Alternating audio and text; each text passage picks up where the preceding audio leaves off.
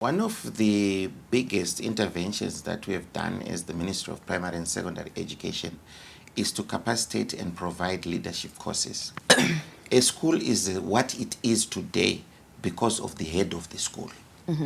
And you can see this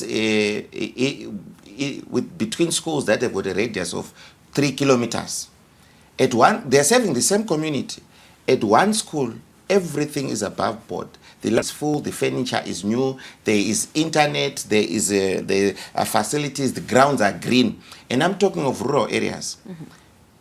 3 kilometers away, there's another school which has got the same community which it is serving. But the infrastructure is downtrodden, the children are unkept, there's no internet, there's no electricity, there's no backup generator, there's no solar, there's no commercial project at the school, whether it's poultry, it's rabbit, there's nothing. 3 kilometers away, everything else is there. It's an issue of leadership.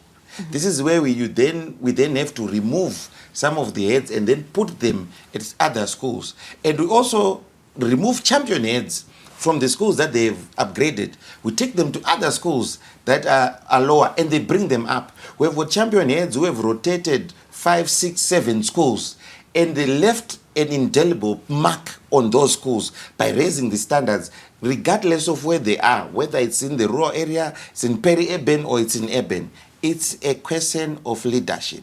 So when you see a school that is doing very well, where you see a school that has got parents, 90% of the parents are paying school fees without being coerced, that please come and pay school fees, it's a question of leadership.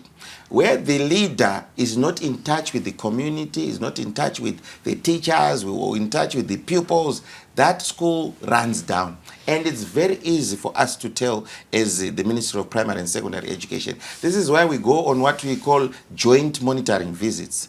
2 weeks ago, we went for joint monitoring visits. I was in a team that was being led by the Honorable Minister, Dr. Torai Moyo, in Blueyo Metropolitan.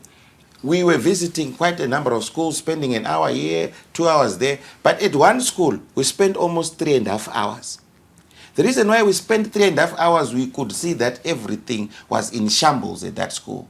There was no capacity, the head did not have capacity, the deputy, everything, everybody was just doing whatever they think is necessary.